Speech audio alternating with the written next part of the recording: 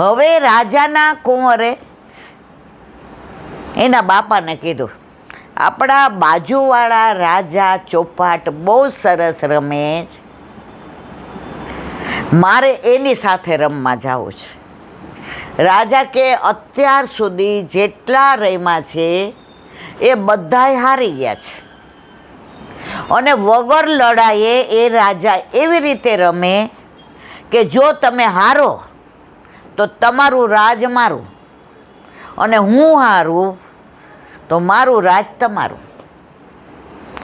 એટલે જવાય વળી થોડા દી થયા એટલે ઓલો કે મારી માસ્ટરી છે, મને ચોપાટમાં કોઈ ના પહોંચી શકે. બાપા તમે મને આમ બરાબર પહેચાનતા નથી. અનુભવ છે ને વડીલો પાસે છે, અને ઉત્સાહ છે ને યુવાનિયાઓ પાસે છે. જો સિક્કાની બે બાજુ ભેગી થાય ને તો બજારમાં હાલી જાય. તમે ડોલર જુઓ, પાઉન્ડ જુઓ કે રૂપિયો જુઓ, એ બે બાજુ છાપેલો હોય તો જ બજારમાં હાલે, નહીંતર હાલે નહીં. હવે એના બાપાએ ના પાડી, પણ યુવાનિયાઓ માને કોઈનું. એણે પત્ર લખીને ખવાસ ભેગો મોકલાયો. ક્યાં? આ જગન્નાથપુરીના રાજાને ત્યાં, કે તમે કહો એ દિવસે, એ સમયે, એ તારીખે, એ તિથિએ હું તમારી સાથે ચોપાટ રમવા આવું. એના બાપાએ બહુ વાયરો. યુવાન હોય ને એ વાયરા નો રહ્યા, હાયરા રે. સમજાણું? અમારી કાઠિયાવાડી ભાષા સમજાણી બધે?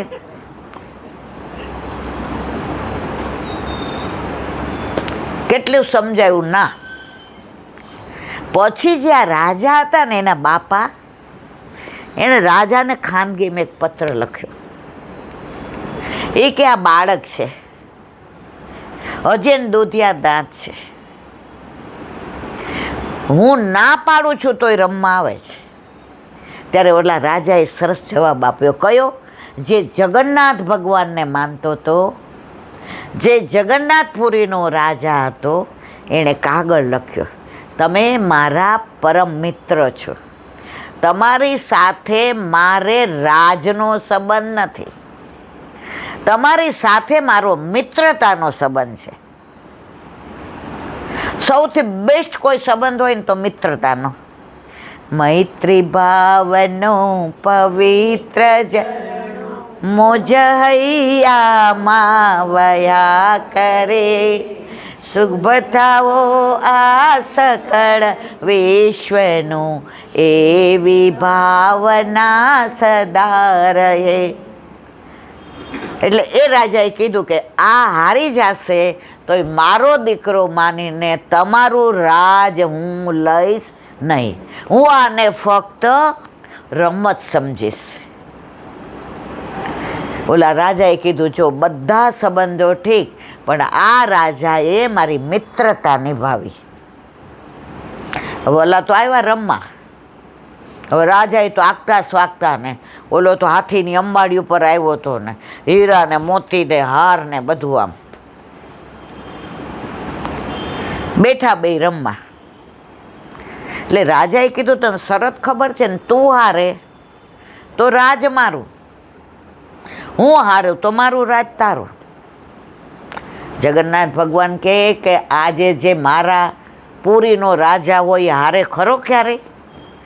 આપણા ઘરે, આપણા માથે આપણા ઠાકોરજી બિરાજતા હોય ને, આપણે આપણી ચિંતા કરવાની જરૂર નથી. અને કરીએ ને ત્યારે ઠાકોરજી કહે કે લે કર. ત્યારે હવે બે રમવા બેઠા.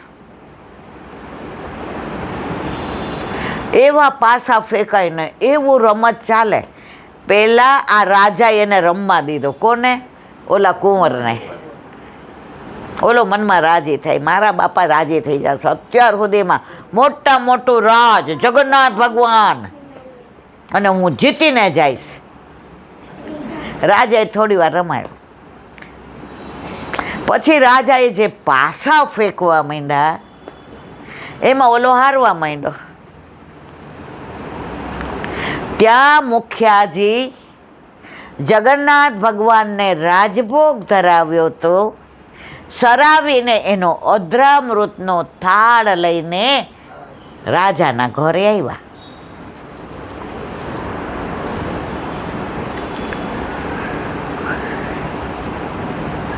મુખિયાજીએ કીધું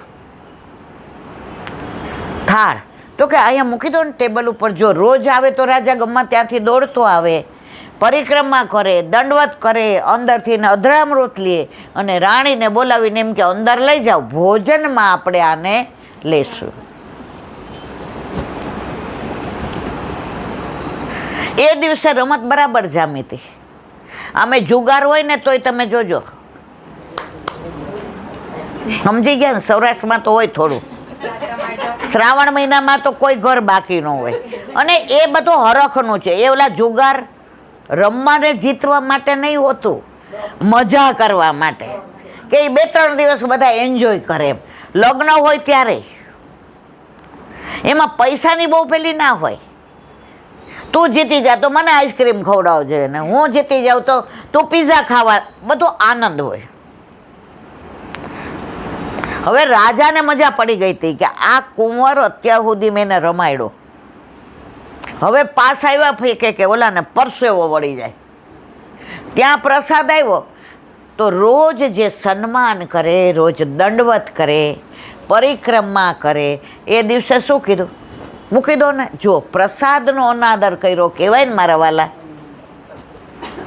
અત્યારે અહીંયા મુખિયાજી કોઈ આવે તો આપણે લઈને બધા કેવા રાજી થઈ જઈએ. આપણે એમ કહીએ બહાર મૂકી દો, તો એ અનાદર છે. પ્રસાદનો મતલબ શું મારા વાલા? પ્ર એટલે પ્રભુ, સા એટલે સાક્ષાત, અને દ એટલે દર્શન. પ્રભુના સાક્ષાત દર્શન એટલે પ્રસાદ. મુખિયાજીને સારું ના લાગ્યું. 5 મિનિટ ઉભા રહ્યા, 10 મિનિટ ઉભા રહ્યા.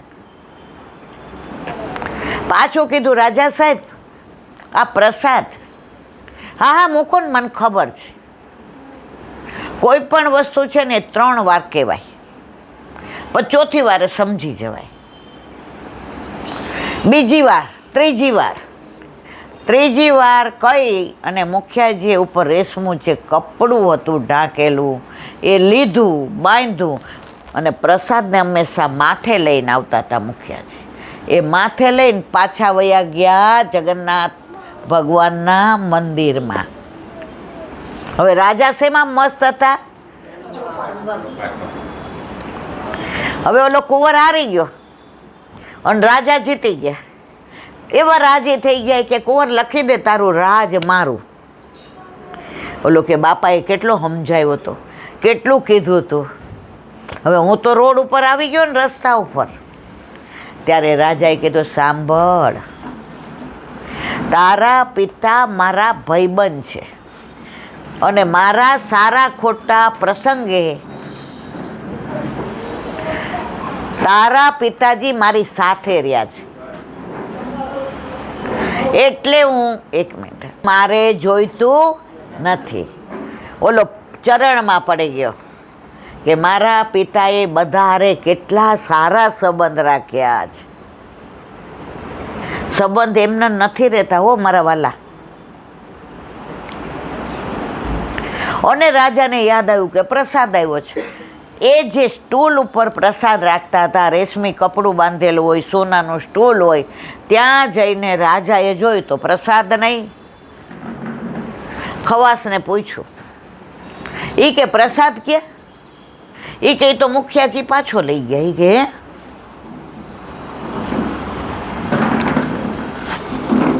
કે એક મિનિટ રાખો.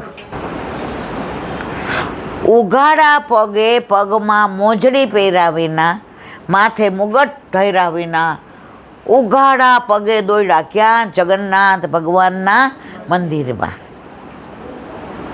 મુખિયાજીને બોલાવ્યા. એ કે પ્રસાદ? એ કે આટલા વર્ષથી તમારા પિતા, એના પિતા પ્રસાદ આવતો, ત્યાં સ્ટૂલ ઉપર પધરાવતા, તમે દંડવત કરતા, પરિક્રમા કરતા, પ્રસાદ લેતા, એટલે અહીંથી ને અમે બધા લઈને આવતા. પહેલી વાર તમે પ્રસાદનો અનાદર કર્યો છે, એટલે એ પ્રસાદ હવે તમને મળે. રાજાની ઉંમર આટલી થઈ પણ એક બી દિવસ જગન્નાથ ભગવાનના પ્રસાદ વિના રહેતા નહોતા. એ દિવસે જળ પણ ન લીધું, ભોજન પણ ન લીધું. અને સાંજે દીવાનને બોલાવ્યા. એ કે દીવાન, મારે તમને એક વાત કરવી છે. મનમાં એટલી ગ્લાનિ થઈ, એટલી કે મેં આજે શું કર્યું? હું આવી રમત રમ્યો, આટલી ચોપાટ મને વાલી, કે પ્રસાદના ભોગે હું રમ્યો. મારા પૂર્વજો પ્રસાદ લેતા, એના પૂર્વજો લેતા, અને મેં આવી ભૂલ કરી. દીવાનને બોલાવ્યા. દીવાન, મારે એક વાત કરવી છે. હા રાજા સાહેબ, હું રાતના સૂઉં છું ને, તો આ બારીમાંથી ને એક ભૂત પ્રેત આવે છે, અને બે હાથ એવા બાંધેલા ને એવા ખરાબ હોય છે, મને એટલી બીક લાગે છે, અને હું મારવા જાઉં છું તે વયો જાય છે. તો દીવાન, તમે મારી સાથે સુવો ને આજે, અને એ હાથ આવે ને તો તમે તલવારથી કાપી નાખજો. એ કે સારું. રાજા ઉપર સૂતા, ક્યાં? પલંગ ઉપર, અને દીવાન નીચે સૂતા, કારણ કે હારે તો સુવાય નહીં. હવે દીવાનને ઊંઘ આવવા માંડી. રાજાએ બરાબર જોયું કે હવે જમાવટ થઈ. બરાબર 12 વાગ્યા અને ઘૂર અવાજ આવ્યો, જાણે ભૂત ને પ્રેત ને ડાકલા વાગે ને જોયું. દીવાને તો તલવાર કાઢી અને ઓલાના બે હાથ કાપી નાખ્યા, અને લોહીના ફુવારા છૂટ્યા. એણે જોયું નહીં કે આ રાજા અહીંયા સૂતો નથી. એ હાથ કોના હતા? કેમ? કારણ કે આ હાથથી પ્રસાદ લેતા હતા ને, આ હાથથી ચોપાટ રમ્યા ને, તો આ હાથ હવે પ્રસાદ વિનાના કામના.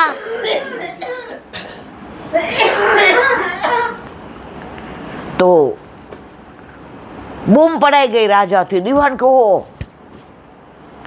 આ તો રાજા સાહેબ, એ ભૂલ થઈ ગઈ. કે મેં તમારી ભૂલ નથી, મેં તમને ઇન્ટેન્શનલી બોલાવ્યા હતા કે આ હાથ જે દિવસે પ્રસાદ ન લેને એ દિવસે કામના નહીં. પુષ્ટિ માર્ગમાં કહ્યું છે, જે દિવસે સેવા ન કરો ને એ દિવસે તમારા હાથ સબના હાથ હોય એવા. સબના હાથ સેવા ન કરી શકે, કરી શકે મરદાના મરવાલા? તો જે દિવસે સેવા ન કરો એ દિવસે તમારા હાથ મરદાના. હવે દીવાન તો બિચારા શું કરી શકે? રાજા કે હું તમારો ભવો ભવનો ઋણી છું. દીવાન, આજે તમે જે કામ કર્યું છે એ કોઈ મારો સગો વાલોય ના કરે. તમે મારા પ્રિય દીવાન થઈ ગયા. તમને હું એવો સરપાવ આપીશ કે તમે રાજી થઈ જશો. હવે રાજાને તો પાટીપિંડી કરીને બધું કર્યું અને દર્શન કરવા ગયા બીજે દિવસે જગન્નાથ ભગવાનનો. હવે તમે જો હાથ ન હોય ને તો તમે નીચા પડો, પછી ઊભા ન થઈ શકો. તમારે ઊભું થવું હોય ને દંડવત કરીને તો હાથના 2 ટેકા દેવા પડે ને. હા, એના વિના આપણે ઊભા ન. ખરું ખોટું મારવાલા? ઊંઘ આવે તો બંધ કરી દો. બધું બરાબર છે ને? હવે દંડવત કરવા ગયા, ઊભું થવું હતું. ત્યારે જગન્નાથ ભગવાન એના પર અતિ પ્રસન્ન થયા કે મારા પ્રસાદનું ને મારું મહાત્મા રાજા તે જાણ્યું, તારા ઉપર હું અતિ પ્રસન્ન છું. પણ તે મને એક વાક્ય આવીને કહ્યું કે જગન્નાથ પ્રભુ, આપણા હાથ નહીં ને મારાય. સમજાયું બધાને? પણ મારે ત્યાં જે આવે ને એને હાથ વિનાના રહેવા દઉં નહીં. અને જગન્નાથ ભગવાને પેલો ઊભો ના થઈ ગયો રાજા, તો એવા હાથ પોતાના આપી દીધા, ધાડ કરતા ઊભા થઈ ગયા અને હાથ પાછા. તમે પ્રભુને પ્રેમ કરો, તમે પ્રભુમાં નિષ્ઠા રાખો, તમે પ્રભુમાં વિશ્વાસ રાખો, તો ઠાકોરજી ક્યારેય તમારો વિશ્વાસઘાત કરતા નથી. વિશ્વાસઘાત કોણ કરે? આપણે બધાય કરીએ કે ના કરીએ? એમાં કઈ હું બાકાત ન હોઉં.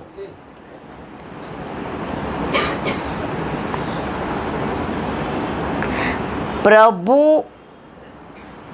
આપણા સુખનો જેટલો વિચાર કરે છે એટલો બીજું કોઈ નથી કરતા, પણ છતાંય આપણામાં કેવું છે? દ્વેષ, ક્લેશ, પાપ, પ્રપંચ, અહંતા, મમતા, તારું મારું. આ બધું ક્યારે સમજાય ખબર છે મારા વાલા? અંત સમય આવે ને, આખું પિક્ચર નજર સમક્ષ આવે, આખી સીડી દેખાય, પણ ત્યારે હું ને તમે કાંઈ કરી શકીએ. પછી એમ થાય અરે આનું ખરાબ આટલું બોલ્યા, ન બોલ્યા હોત તો સારું હતું. ધંધામાં આની હારે આવો દગો કર્યો, ના કર્યો હોત તો સારું હતું. ઘરમાંથી બધાય સત્સંગમાં જતા હતા અને હું કિટી પાર્ટીમાં જાતી હતી. અરે હું સત્સંગમાં ગઈ હોત તો. પણ ત્યારે પછી કાંઈ આપણો મેળ પડે. પ્રભુએ આપણને ઘણા બધા ચાન્સ આપ્યા હોય કે હવે તારા આવવાનો સમય થઈ ગયો છે. 50 વર્ષ પહેલા તાર હતા, ટેલિફોન હતા મારવાલા. આ મોબાઈલ તો એવા દીધા છે, એ 24 કલાક બધા આમ સત્સંગ ચાલુ હોય તો આમાં છે. આપણે ડિસ્ટર્બ થઈ જાય કે હવે ભાઈ થોડીક વાર તો અંદર મૂક બાપા અને કા બહાર જા. ઘરમાં 10 જણા બેઠા હોય ને એટલે માં પૂછે કે આજે શું બનાવું, તો એ મેસેજ કરે આજે શું બનાવું. ઓલા 10 જણા બેઠા પૂછ ને, ઓલા 10 લખે આજે આલુ પરોઠા, તો ઓલી લખે ઓકે આલુ પરોઠા, એટલે બીજો લખે નારે ના ગેસ થઈ જાય સાંજે, આજે એમ કર ને થેપલાન ચા બનાવ, તો ઓલી લખે થેપલાન ચા, ત્રીજો લખે નારે ના વરસાદ જેવું છે ભજીયા બનાવ. ઘરમાં સાથે છીએ, દીકરા છે, વહુ છે, સાસુ સસરા, કોઈને વાત નથી કરવી.